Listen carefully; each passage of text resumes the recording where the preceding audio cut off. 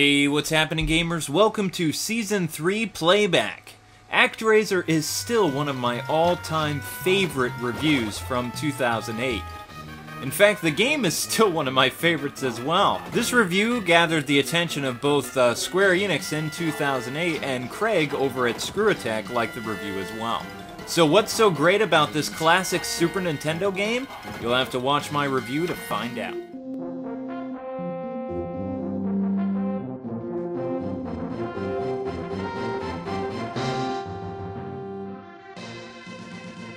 Hey, welcome gamers to episode 2 of season 3. This is ActRaiser, a sim action-adventure game based on Judeo-Christian themes and morals. ActRaiser also marks my 80th review. Well, let's get things started out right, shall we folks? It's time for the story for this game. ActRaiser is another of many good versus evil themed games, and this story takes place long ago. A short time has passed after the creation of Earth and man. However, up in heavens, it's all but peaceful. A great war was being waged. The Master and his angels fought to throw Satan and his demons out of heaven. The Master succeeded in casting the devil out from heaven, but was wounded and had to seal himself away from his creation. During this time, the Evil One divided the land up into 6 parts, and chaos reigned throughout the earth. Concept for this game. The player must guide the Master throughout the world, slaying the many demons, until finally facing the devil himself and sending him back to Tartarus. If you think that's all the game has to offer, then you would of course be wrong. ActRaiser is essentially 2 games in one. It turns out that the Master has finally recovered from his war against the Evil One and is ready to save the world now. An angel greets you and gives you the lowdown on the situation of the world and how bad things have been since you've been sleeping. When the player is first introduced to ActRaiser, you think of it as a Castlevania clone of sorts. Trust me, that's not a bad thing either. Then after facing numerous foes, one after the other, and fighting the Centaur boss and promptly defeating him and patting yourself on the back, the player is awaiting to be thrust into another fun side-scrolling level when lo and behold, the player's plunged into a sim-like experience from the Master's perspective. Bet you didn't see that coming. Oh, you did? Sure. There you have to perform acts of God and listen to your people. After hearing the grumblings of your people, eventually they will ask you to free them from a great demon. If you don't free your people, then your civilization won't grow and multiply, which it has to in order for you to win. Plus, get used to this because it's a rinse and repeat process. Still, with all the people's whining, "Oh Master, save us from the Great Plague," or "Show mercy and save us from the volcano before it erupts and destroys us all," it's times like these when, where is the flood the whole earth, maybe then the listen to me button. So in short, the concept is build your cities, listen to your people, and destroy demons. Alright, time for the controls for this game. Just so everyone knows, this is for the Wii Classic controller. Now the Master moves with the command cross or the gamepad, you attack with the Y button, and you jump heroically with the B button. And that's it for the most part. I really do enjoy the side-scrolling action-adventure acts a lot. The gameplay is great and responsive, and I have no issues with it that I can think of. Using magic, once you have any, is done by pressing the X button. Now the Sims elements are a little bit different, but nothing too hair-raising at the moment, that I can think of anyway. In order to use Acts of God, use the A button. For review purposes, we're using Sunlight. In order to use the Sunlight, press the A button. Simple, right? Anywho, the angel is moved with the command cross and attacks with the Y button. What's great about this game is you can see the spiritual war between heaven and hell, yet people can't see anything at all. I mean, what would you do if you saw a naked angel flying around with a bow and arrow aimed at you? Don't know about you, but I would run, panicking all the way! ActRaiser allows you to multitask, so while you're building your city at the same time, your angel is defending your people from harm's way. It's actually pretty cool and gives you something to do while you wait for the populace to grow, or you can do another popular thing, take a nap. Or not. Time for the design for this game. What can I say about this game's design? Well, for the most part, I wasn't too impressed with the Sims elements. If you've played SimCity for the Super Nintendo, it's virtually the same thing, minus the nude flying angel around. The only village that sticks out design-wise would be Northwall. Now, lucky for us, this game does have much more to offer. Now, what do I mean by that? Well, the action stages, of course. This game's foregrounds are spectacular, to say the least. Take Bloodpool, for instance. Working your way across the collapsing bridges is a thrill, and the poison waters both underneath and in the background are a constant reminder to the player that this stage looks great. I mean, look at that background! Super Castlevania 4 should be jealous of this game's backgrounds alone. Amazing. Simply amazing. Look at the attention to detail that was put into this game. Most people always have high praise for the action stages in this game, and I'm prone to agree with them 100%. For years, I've heard why so many people say they love the desert stages. Inside the Great Pyramid, you have, of course, the Golden Anubis statues in the background, the many floating platforms, the death traps, and the detail of the carvings inside the pyramid and the walkway. Now, the mountain stages with the moving black clouds, the reddish color to the mountaintops, and the evil mist in the background, it gives the player this feeling that there's no hope amongst all this decay and death. Then to top all the hopelessness off, you have an active volcano to navigate through. Awesome! After exiting the volcano, you have a vast, serene waterfall to pass by. Well, it's about time I told you what my favorite design worlds are in this game. I really like the lava stages. I like the kind of Mayan levels where they're pretty fun to explore with the rushing waters and the booby traps. Still, I think that North Wall's action stages are what takes the cake. The level is no way a walk in the park, but its peaceful white snow and moving background is something to behold. It just is a well-made level, and I mean, just look at all the snow. It's just a beautiful level. Playing the level, you get the sense that, okay, this is a very desolate and cold place. Memory.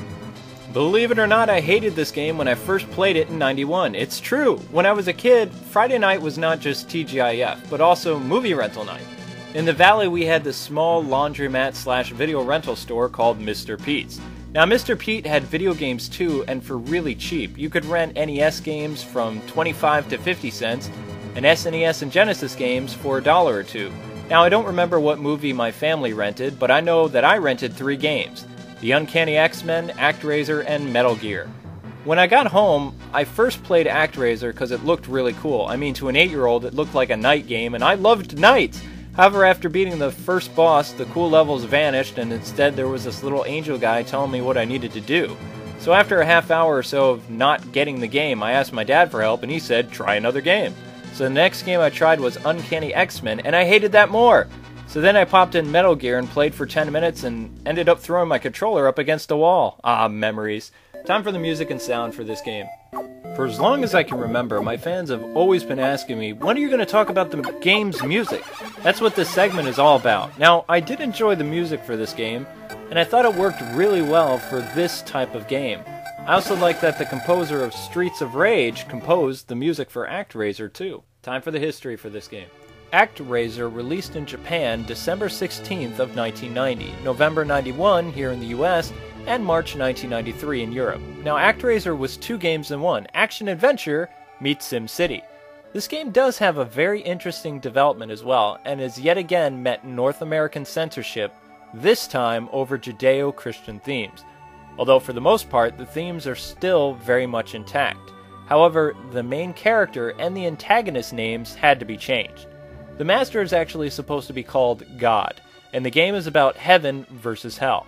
The Master is God, descending to Earth to become mortal to save the people. Sound familiar? Tanzera, another name for the evil one, was called Satan. He's also called Lucifer, the fallen one. ActRaiser is filled with Christian themes and theology throughout the entire game. One man can foresee the future or see visions and is called a prophet by the people. The people, when they pray, they clasp their hands and drop to one knee, as most Christians used to do. There's a level also dealing with sacrifice, where a group of people are willing to die for the rest of their people, to save them from being eaten by a werewolf. Later in the game, too, the people have to deal with a false prophet claiming to be God. This turns out to be a lie, and the people ended up rejecting the Master and worship the false idol instead, and they turn evil. It's then up to God to descend to Earth as a mortal and save his people from their wicked ways.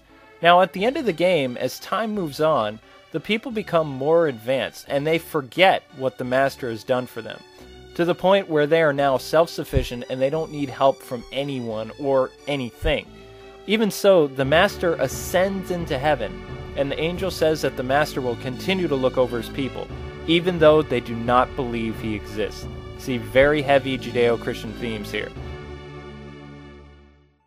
Moving on, ActRaiser received a sequel in 1993, but it's actually a prequel where God the Master kicks the devil out of heaven and faces the 7 deadly sins on Earth. This sets up the first ActRaiser game as to why the Master is now powerless in the beginning of the game. What's interesting about the second game is they removed the sim elements from ActRaiser 2. It's only an action-adventure game, and it's a very long one at that.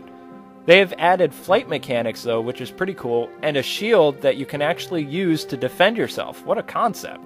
The Master is also given kind of a Greek overlook in his appearance and stuff like that. Now, ActRaiser is a very long and fun game, and it released for the Wii Virtual Console on spring 2007 and the summer of 2007 here in the United States. I do highly suggest that you guys download this for just 800 Wii points. A lot of fun, and you'll be playing it for a while. Alright, time for the tips and strategies for this game. There's actually a lot to do in this game, too much for me to tell you without giving away all the secrets to ActRaiser. However, I will give you guys some of my pro tips to get the most out of this game. Some people may not like the sim part of this game, but later in the game, once you acquire the earthquake, this game becomes a lot more fun. What's great about causing earthquakes is it forces your people to rebuild bigger houses. This in turn increases your population, and this is how you gain levels much faster.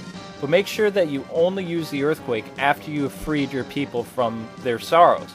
Because if you use the earthquake before you slay all the demons, you'll end up wiping out half your population, which is bad for leveling up, and the people too. So once the demon is dead, then use the quake, and the people will rebuild. So feel free to make your people quake with fear. I know, bad pun. Alrighty, moving on. To make your action levels easier, I suggest getting the shooting star magic from Bloodpool.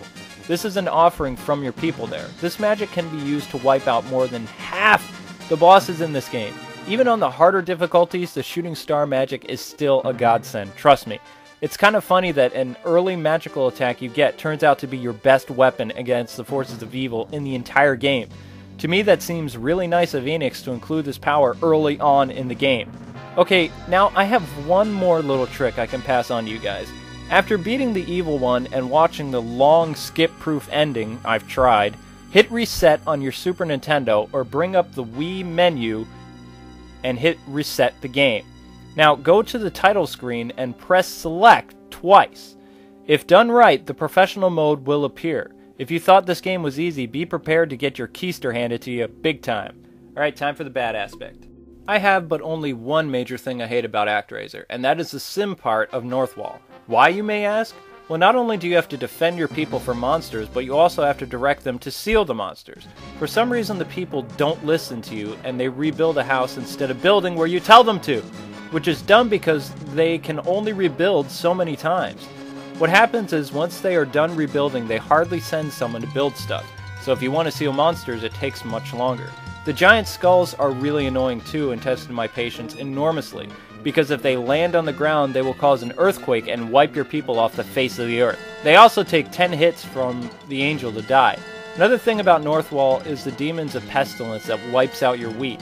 The master can only send rain one square at a time, which to me sounds really dumb. Because, I mean, you're supposed to be God. You could, make the whole continent rain instead of one square, but that's just me. Time for the good aspect. I loved the side-scrolling action levels. If you're as big a fan of Castlevania as I am, then you can see why I enjoyed this part of the game tremendously. While it would have been nice to maybe block stuff with your sword like Shinobi, dodging is still pretty fun. I'll say it again, I love the backgrounds of this game too. Northwall's action stages are really challenging and honestly will humble any hardcore gamer very quickly. Just remember the classic controller isn't as durable as the SNES controller, so less times thrown against the wall is for the best. I miss the old days. Time for the conclusion for this game. Even if you're not a fan of the game's moral message, heaven versus hell concept, or its sim-like gameplay, ActRaiser still has plenty to offer the player. Because of who the game was targeted to 17 years ago, I'm going to suggest that only the hardcore crowd download this game. But if you sim strategy gamers want to take a crack at it, it's your Wii points. Well, I did enjoy this game, and my wife has started playing through it and is getting pretty good at it. And the inclusion of the professional mode adds another layer to this game. ActRaiser has a great story, nice visuals, tight gameplay, and decent replay value too. In any case, I have to give ActRaiser a 7 out of 10. I'm just a sucker for awesome backgrounds in video games.